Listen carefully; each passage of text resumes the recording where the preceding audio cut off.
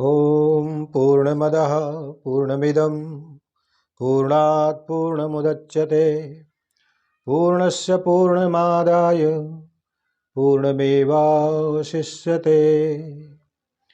नमः पंकजनाभाय नमः पंकजमालिने नमः पंकजनेत्राय नमस्ते पंकजांघ्रिये। जय श्री राधे मित्रों, मैं सुभाष चंद्र शास्त्री आप सभी का YouTube चैनल पर बहुत बहुत स्वागत करता हूं। दर्शकों, एक कदम अध्यात्म की ओर चलते हुए इस डगर में हम कदम प्रति कदम परमात्म तत्व की प्राप्ति के लिए निश्चय करके आगे बढ़ रहे हैं। इस विषय में कुछ समझने का प्रयास कर रहे हैं। आइए क्रम में हम आगे बढ़ते हुए, जैसे अभी तक आपने सुना, अर्जुन को भगवान उपदेश कर रहे हैं कर्म में लगाने के लिए, उनकी कायरता को मिटाने के लिए। यहाँ पर भाव है, क्षमाश्रिताये पदपाद पल्लवम महत्पदम पुण्ययशो मुरारे भवाम्बुधिर्वत्स पदम परम पदम पदम पदम यद विपदाम न तेषाम। अर्थात जिसने उन भगवान के चरण कमल रूपी नाव को ग्रहण कर लिया, अर्थात जिन्होंने भगवान के चरण कमलों का आश्रय ले लिया है। भगवान के चरण कमल नाव के समान में है, जो दृश्य जगत के आश्रय हैं, और मुकुंद नाम है जिनका, मुकुंद नाम से जो विख्यात हैं, अर्थात मुक्ति के दाता हैं, उसके लिए यह भव सागर, यह भव सिंधु गोखुर के गड्ढे में भरे हुए जल के समान है। अर्थात ऐसा व्यक्ति जो पूर्ण रूप से भगवान के शरण में चला गया है, भगवान के चरण कमलों का जिसने आश्रय ले लिया है, समझ लो बिना प्रयास के वह भव सागर से पार हो गया है। यह भाव है। और आज अर्जुन ने जब कुछ नहीं सूझा तो भगवान के उन्हीं चरण कमलों का आश्रय लिया, और भगवान उसे इस सागर से मुक्ति पाने के लिए, बाहर जाने के लिए प्रेरित कर रहे हैं, उपदेश कर रहे हैं। भगवान कहते हैं कि हे अर्जुन, वेद विधान बहुत बड़े हैं। वेदों के छंदों में अनेक अनेक प्रकार के अलंकार हैं। कुछ लोग तो जो वेद मंत्रों के अलंकार में ही उलझे रहते हैं, वो एक कर्म के विवेक अविवेक से बाहर निकल नहीं पाते। और कुछ लोग ऐसे हैं कि जब उनका मन इनसे खिन्न हो जाता है तो सीधे परमेश्वर की शरण की तरफ चल पड़ते हैं। श्रुति व्रपतपन्नाते यदा स्थास्यति निश्चला समाधावचला बुद्धिस्तदा योगमुवाप्स्यसि। अर्थात जब भी तुम्हारा मन अलंकारमयी वेदों के भाषा से विचलित न हो और वह आत्म साक्षात्कार की समाधि में स्थित हो जाए, तब तुम्हें दिव्य चेतना अपने आप प्राप्त हो जाएगी। अर्थात सारे कार्य, सारे नियम, सारे कर्तव्य, इन सब को भूल करके सिर्फ एक परमात्मा की शरणागति हो जाना ही स्थित प्रज्ञ कहलाता है। वह व्यक्ति भगवान की भावना में स्थित हो जाता है। तो अर्जुन अब भगवान से प्रश्न करते हैं। बहुत देर के बाद अर्जुन ने फिर जो है भगवान से प्रश्न किया है, पूछा है। स्थित प्रज्ञस्य का भाषा समाधिस्थस्य केशव स्थित देह किं प्रभाषेत किमासीत बजेत किम। अर्थात हे कृष्ण, हे अच्युत, अध्यात्म में लीन चेतना वाले व्यक्ति, स्थित प्रज्ञ जिन्हें आप कहते हैं उनका लक्षण क्या है? कैसे जाना जाए कि कौन सा जीव, कौन सा व्यक्ति स्थित प्रज्ञ हो चुका है? वह कैसे बोलता है, उसकी भाषा कैसी होती है, और वह किस तरह बैठता है, चलता है आदि, वह व्यवहार कैसे करने लग जाता है जो व्यक्ति स्थित प्रज्ञ होता है।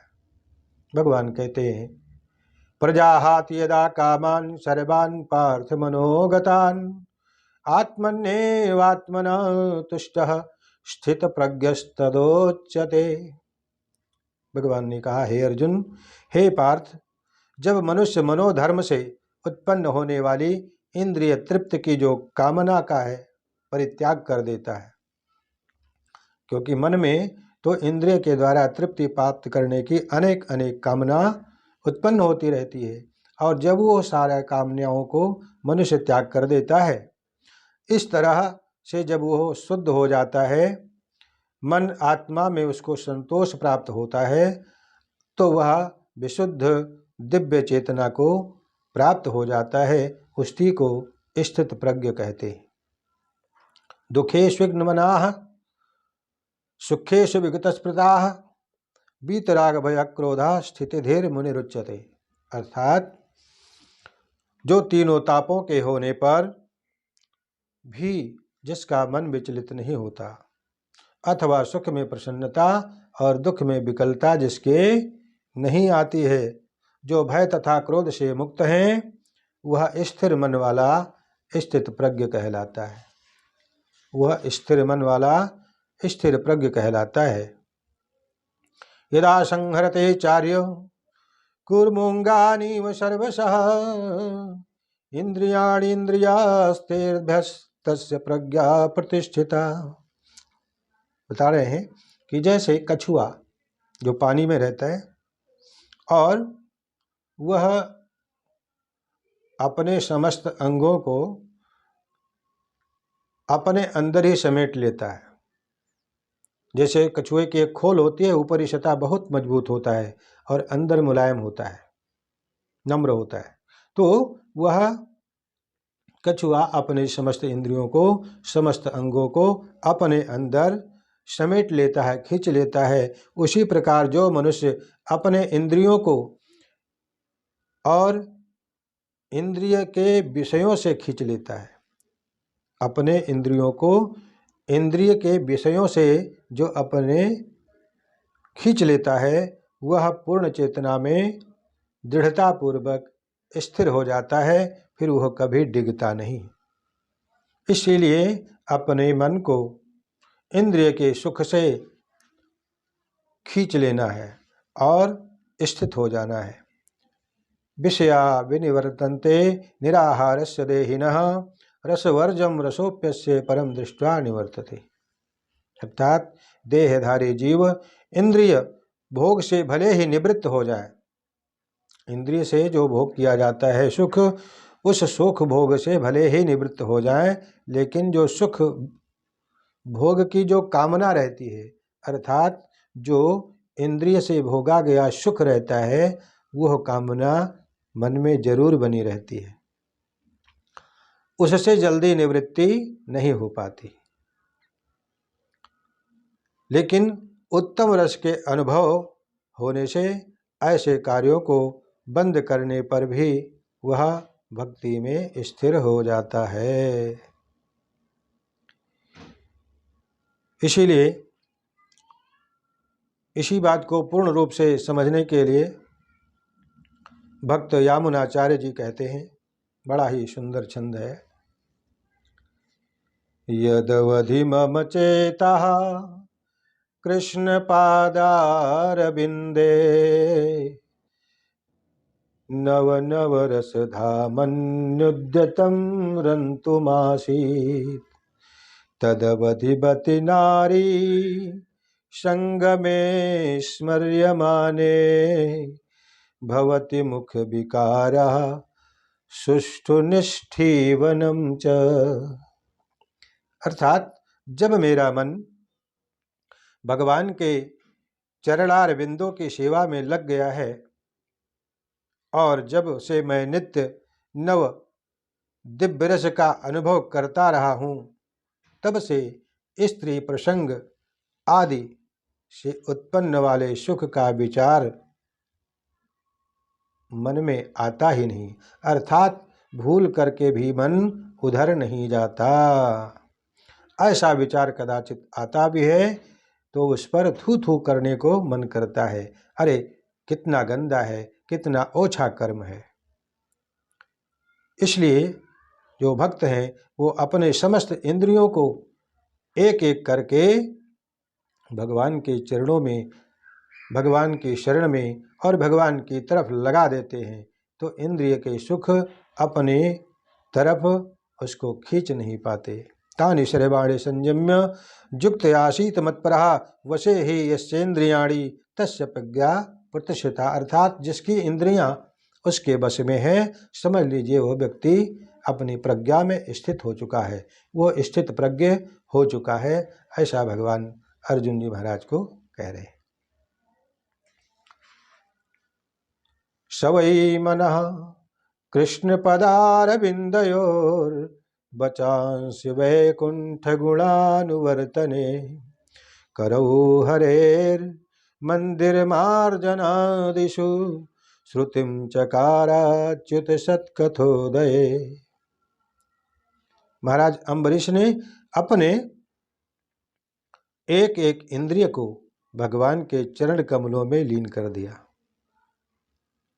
और कहते हैं कि अम्बरीश महाराज का जो कान है वो हमेशा भगवान की कथा सुनने में लगा रहता है।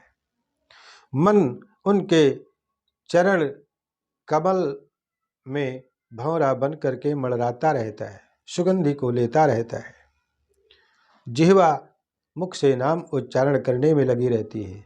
हाथ भगवान की सेवा में, मंदिर की साफ सफाई इत्यादि कार्य में लगे होते हैं और पैर भगवान के दर्शन के लिए बार बार दौड़ दौड़ करके जाते हैं।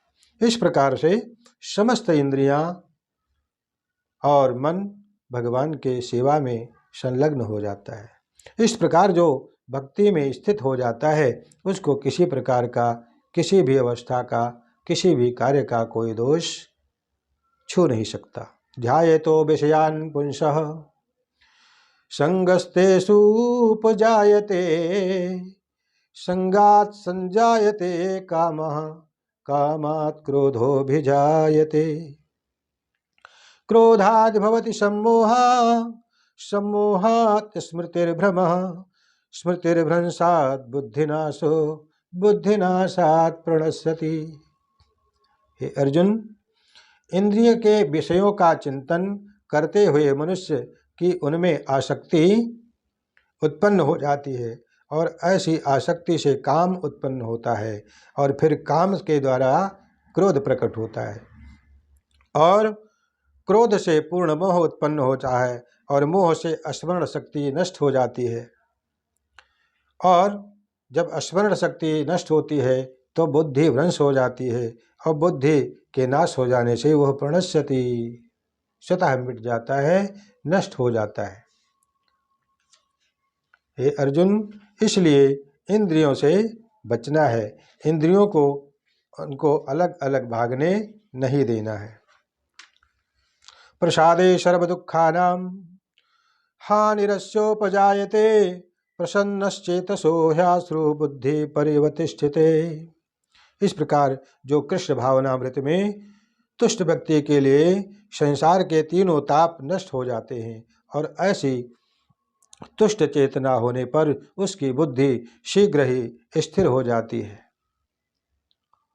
नास्ति बुद्धिर्युक्तस्य न चायुक्तस्य भावना न च भावायतः शांतिरशान्तस्य कुतः सुखम।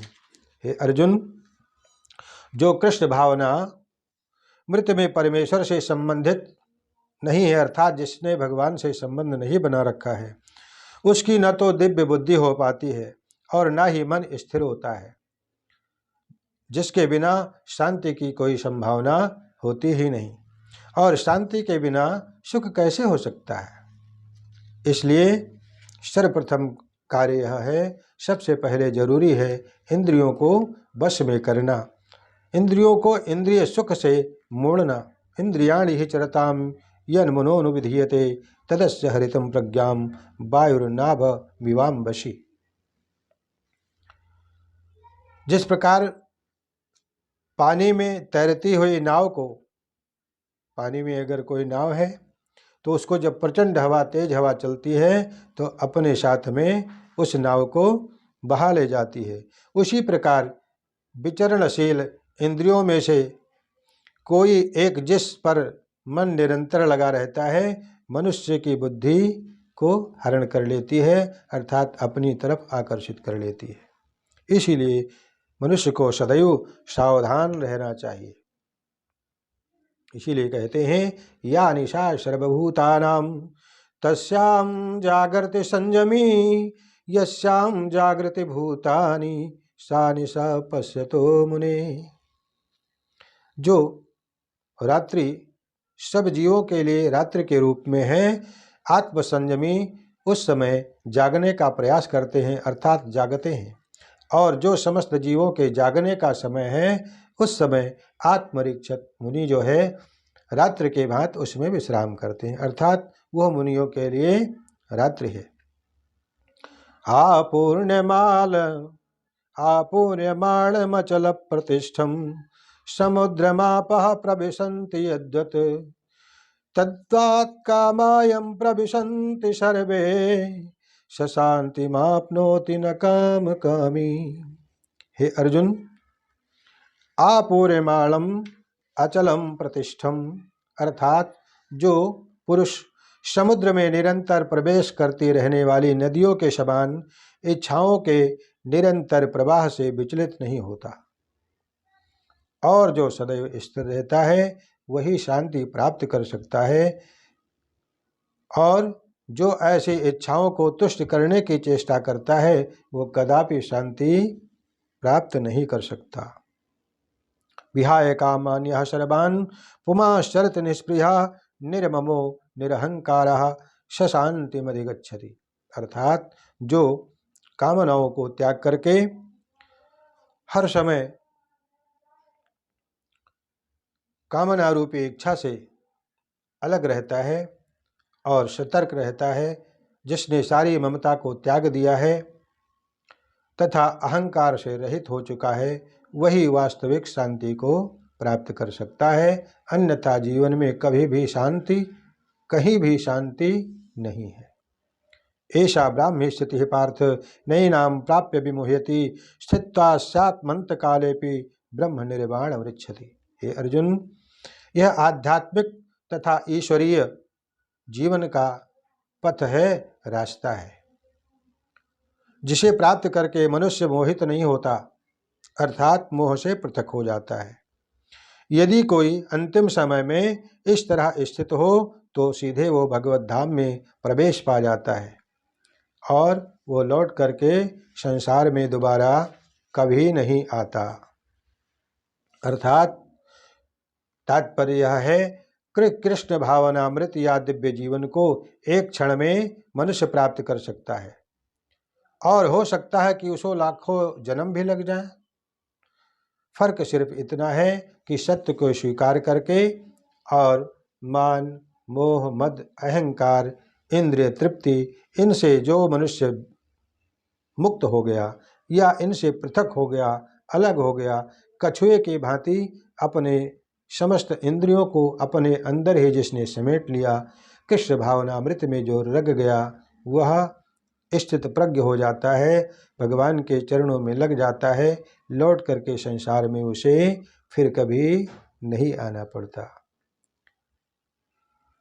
तो दर्शकों, इस प्रकार भगवान कृष्ण अर्जुन को गीता सार के रूप में उपदेश देते हैं कि मनुष्य अपनी वृत्तियों को, बाह्य वृत्तियों को किस प्रकार से त्याग करके परमात्मा के पथ पर अग्रसर हो सकता है और अपने जीवन के मेन उद्देश्य को प्राप्त कर सकता है। कि जीवन का मेन उद्देश्य है परमात्मा की प्राप्ति, आवागमन से रहित होना, कर्म के बंधन से, मोह से, ममता से, राग से, द्वेष से, अहंकार से, हर सभी चीज़ों से मुक्त होकर के परमात्मा की तरफ बढ़ जाना और स्वीकार कर लेना, शरणागति प्राप्त कर लेना। तो मित्रों, आज के लिए बस इतना ही। हमारे वीडियो को लाइक शेयर करें और चैनल को सब्सक्राइब करें। जय श्री राधे।